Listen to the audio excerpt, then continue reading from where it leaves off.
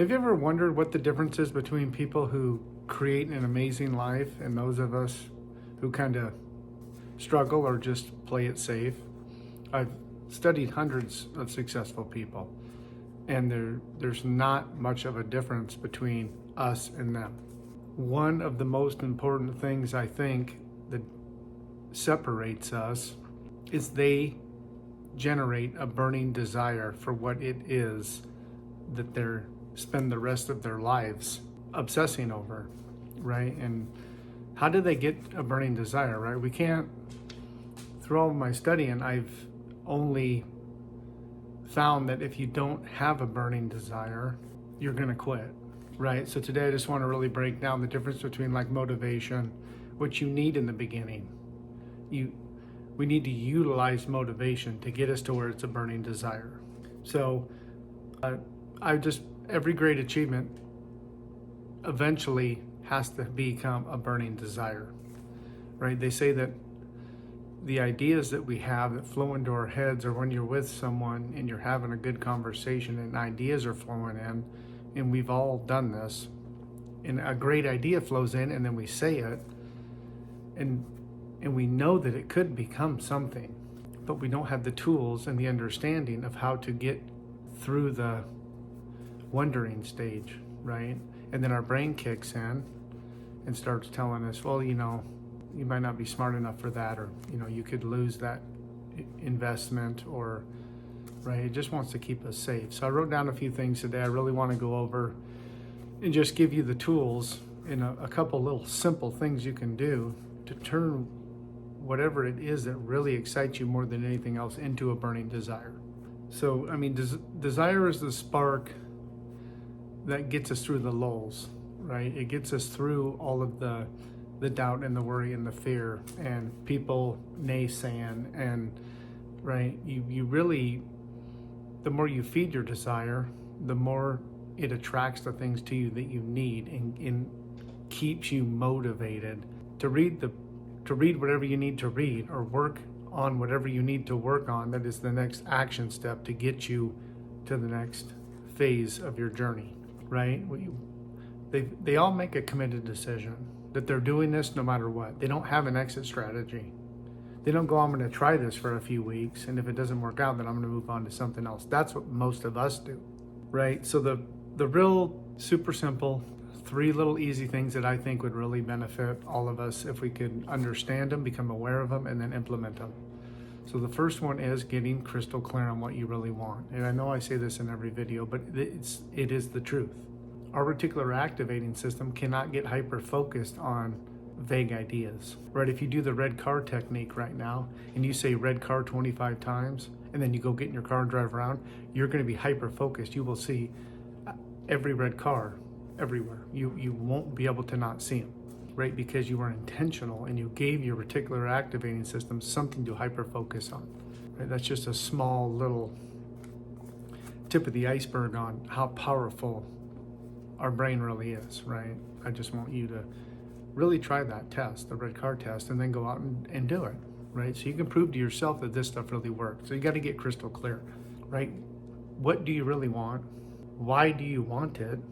And what would your life look like if you had it, right? And that's how you kind of use some motivation in the beginning. Motivation's amazing, but it lasts up to like 72 hours.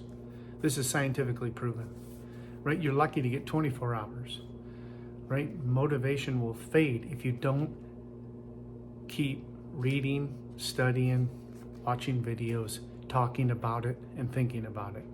So just remember, we need motivation in the beginning to really help us get through the 3-day excitement, and then it falls off. If you think back and you look back on your life, this has happened probably hundreds of times, right? You started collecting something and then you quit, or you started investing and then you quit, or you were really studied into real estate and then you quit, right? This is exactly what's going on.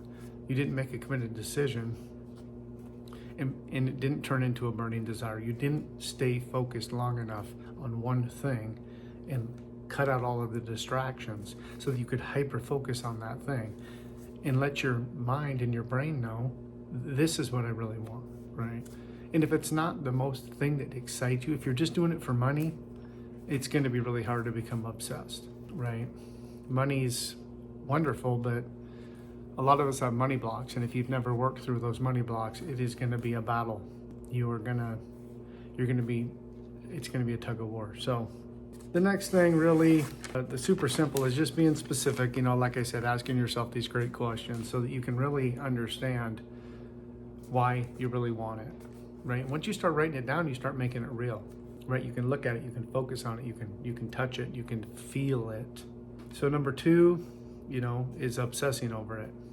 And that might sound kind of weird, but one thing I found, especially with billionaires, is they obsess over being the best in their industry. And I'm not saying that any of us need to be that obsessive, but just to give you an understanding, the difference between a thousandaire and a millionaire isn't very massive. The difference between a millionaire and a billionaire is extreme. They are hyper focused and obsessed over being the best in their industry, whatever industry it is. They devour information. They are hyper focused. They are relentless in their pursuit to be the best in that position. So just to kind of break down a little bit so that you don't think being a billionaire is just some easy thing, right? It's way easier to be a millionaire than it is to be a billionaire. So when you're obsessing over it, you're writing down your goals every day. You're looking at it, you're obsessing over it, you're thinking about it, right? And when you do that, you really start to shut down all of the noise, all of your mind telling you you're not smart enough, tall enough, cute enough, good enough, wealthy enough, right? And you start to understand that nothing can stop you from achieving what you truly want, right? Not fear, not money, not debt, not your environment, not your spouse, not your family, no one, right? And you really just want to try your best. In the beginning, it's just a short period of time that we really need to turn this into a burning desire. And once you turn it into a burning desire, it consumes you, right? You won't need motivation. You'll want to get up. You'll want to go do whatever it is you need to do. You won't care about making the phone call that's scary. You will walk right through that fear because your mind and your brain understand, I'm doing this no matter what, right? You start to train yourself that when I say I'm going to do something, I forced myself to do it enough times. My brain knows he's doing this, right? So, but that's not super easy in the beginning. You really got to take action, and you really got to push through the beginning stages of this thing, because it will do whatever it can to talk you out of leaving your comfort zone. It's not that it doesn't want you to succeed and have all of the things that you want. It's the unknown. Number 3 is commit fully. I know that sounds kind of cliche, but you make a committed decision. I'm doing this. I'm going to spend the rest of my life doing this, or I'm going to die trying. There's no exit strategy. You're all in. You're fully into this thing. It's not that big of a commitment when you really find something that really excites you. When you're starting to do all of this, and you get the idea, and you're like, ooh, this really excites me, and you write it down, and you're looking at it, and you're thinking about it, and you're talking about it. Other things are going to be floating in, right? Like attracts like. You're not going to have to be searching for things. Things are going to be coming to you that you can start stacking on top of this thing to turn it into a burning desire, right? I promise you. So, and when obstacles come, and they're going to, you just stay focused and true to what you truly want. And when you know what you really want, and you know what you're really working on, and you start to understand that, you cut out all the distractions, and it makes it super simple to stay focused on the goal at hand, right? And you're present, and you're thinking about it all the time.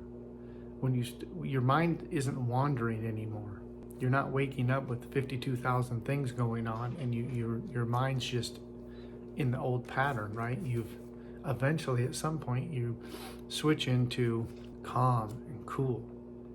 And it's what you want to be thinking about, and you're in charge. You'll have things coming in, but I don't accept that. I'm working on this, I'm thinking about this, and getting up in the morning and doing the hardest thing that you need to do first.